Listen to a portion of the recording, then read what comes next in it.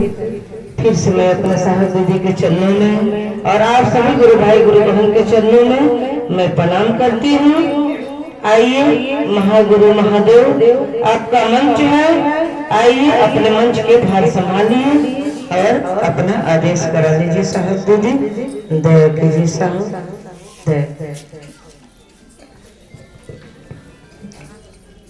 आइए।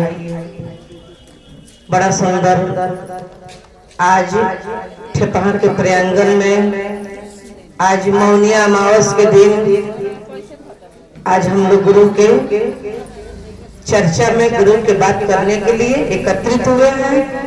सारे गुरु भाई गुरु बहन एक साथ बैठे हैं अरदान प्रदान करने के लिए। कुछ आप कहेंगे तो हम सुनेंगे, हम कहेंगे तो आप सुनेंगे, लेकिन शांति बना के, क्योंकि अच्छा से अच्छा बात होगा, लेकिन जब तक मन शांत नहीं होगा तो वो बात आपके दिल में नहीं उतरेगा। और जब तक दिल में नहीं उतरेगा तब तक कहाँ उसका मतलब अर्थ समझ में आएगा। भजन चाहे कितना हो सुंदर हो, साहब लिखे हैं, लेकिन गाते कितना लोग हैं। गाना चाहिए ना, उसको निकाल के किसने साहब लिखे हैं बात। साहब इसीलिए लिखे हैं कि मैं इसको लिखता हूँ कि जो गुरु भाई गुरु बहन पढ़ना जानता है, जो नहीं जानता है उसको हटा दीजिए। जो पढ़ना जानता है वो मेरे दर्द को इस किताब से निकाल के एक दूसरे के बीच बतलाएगा कि साहब ये बात लिखे हैं किताब में, आप लोग भी समझिए, आप लोग भी करिए। तब ना हम लोग क्या करते हैं, किताब लेके घर में रख दिए हैं, लेकिन उसको न पढ़वाते हैं न पढ़ते हैं। अगर मन में बेचैनी होगा पढ़ने के लिए तो आप किसी न किसी से जरूर पढ़वा लीजिएगा। आप पढ़ने से नहीं होगा। साहब ये भी लिखे हैं आवो चले शिव की ओर में कि आप बहुत दिन से लोग किताब पढ़ रहा है, बहुत हमारे देश भारतवर्ष में ग्रंथ है, किताब है, गीता है, पुराण है, रामायण है, बहुत लोग पढ़ा, लेकिन क्यों ना कोई कहा किसी को अपना गुरु बना लीजिए। पढ़ने के तो सारे लोग पढ़ते हैं, बहुत चीज हम लोग पढ़ते हैं, लेकिन नहीं बताते हैं। सोचते हैं कि कहीं हम पढ़े हैं बता देंगे तो कहीं उसको भी पता चल जाएगा ना। जैसे लोग पहले बड़ा सुंदर सुंदर स्वेटर के फूल ठंडे के समय में हम लोग भी बिनते थे, या डलिया दौरी बिनते थे, तब लुका के छुपा के रखते थे कि कोई देख ना ले, नहीं तो मेरा फूल वो भी बना लेगा। देखिए, लेकिन साहब ने तो ऐसा नहीं किया, क्योंकि आप किसी प्रेम करते हैं सोचते हैं कि इससे कोई बात भी ना करे, लेकिन साहब ने तो महादेव से प्रेम किए और साहब हमको और आपको दे दिए। कितना कष्ट हुआ है साहब के जीवन में, तो हम लोग तो उनके दर्द को समझे। कल एक गुरु बहन मैरोज कह रही थी कि हम कल नहाने जाएंगे, लेकिन आप लोग तो चर्चा में ही नहाइएगा, लेकिन कैसे चर्चा रखा गया है जी उसी दिन को। हम बोले कि हम लोग जानबूझ के नहीं रखे हैं, लेकिन हम लोग के लिए तो रोज नहान है, रोज चर्चा है, रोज मतलब होली है, रोज दिवाली है। साहब ने कहा साल भर इंतजार करेंगे कि होली आएगा, साल भर इंतजार करेंगे कि मौनिया अमावस आएगा तो नहाएंगे ना। हम लोग तो रोज डुबकी लगाते हैं, रोज गुरु की बात करते हैं। इसीलिए चर्चा को कहा गया है अनोखा चीज, अनुपम विधा। जो दूसरा सूत्र है अनुपम विधा है, साहब लिखे हैं शिष्यानुभूति में कि जो दूसरा विधा है ये अनुपम विधा है। आप लाख चर्चा कर लीजिए, लाख दया मांग लीजिए, साहब के मानिए, जो भी शिष्यानुभूति पढ़ा होगा उसको पता होगा।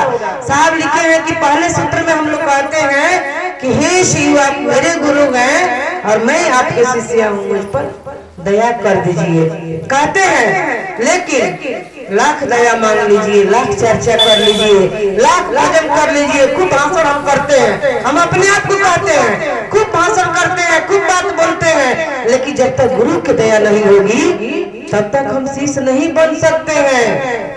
जब तक गुरु के प्रति दर्द नहीं होगा, एहसास नहीं होगा, अनुभूति नहीं होगा उस महादेव के प्रति, उस साहब दीदी के प्रति, तब तक चर्चा करने से क्या होगा? खूब चर्चा कर लीजिए, कुछ नहीं होने वाला है, कुछ नहीं। चर्चैया हो सकते हैं, हम भजनैया हो सकते हैं, हमारे चर्चा पर तालियां बज सकती है, लेकिन हम शिव के शिष्य नहीं हो सकते हैं। जब तक मैं साहब के बातों को नहीं समझूंगी, उनके मतलब गहराई में नहीं जाऊंगी, उनके बात को लेके कि इसका मतलब क्या हुआ। साहब जो कहे हैं कि दया मांगिए, तो दया के मतलब क्या हुआ नहीं समझेंगे तब तक कुछ होने वाला नहीं है। हम लोग मकर संक्रांति मनाते हैं, पर्व मनाते हैं ना खिचड़ी का, कितना सुंदर पर्व है। खिचड़ी तो एक ही दिन है, लेकिन उसका कितना उदाहरण है पता आप लोग का? किस लिए खिचड़ी बनता है किसी को पता नहीं है, खाली खिचड़ी मनाते हैं ना। वही हुआ कि मनुष्य के जीवन जैसे है ना, कीड़ा मकोड़ा जन्म लिया है, वो भी मतलब खाता है, वो भी बच्चा पैदा करता है, वो मिट्टी के घर बनाता है मिट्टी में, और फिर मिट्टी में मिल जाता है। लेकिन मनुष्य के जीवन सबसे सुंदर है, सबसे मतलब महत्वपूर्ण जीवन हम लोग को मिला है मनुष्य के जीवन। तो हम लोग कुछ ऐसा करें कि आओ ऐसा कर्म करे, साहब कहा ना साहब ने, आओ ऐसा कर्म करे कि मर भी जाए तो जिंदा रहे।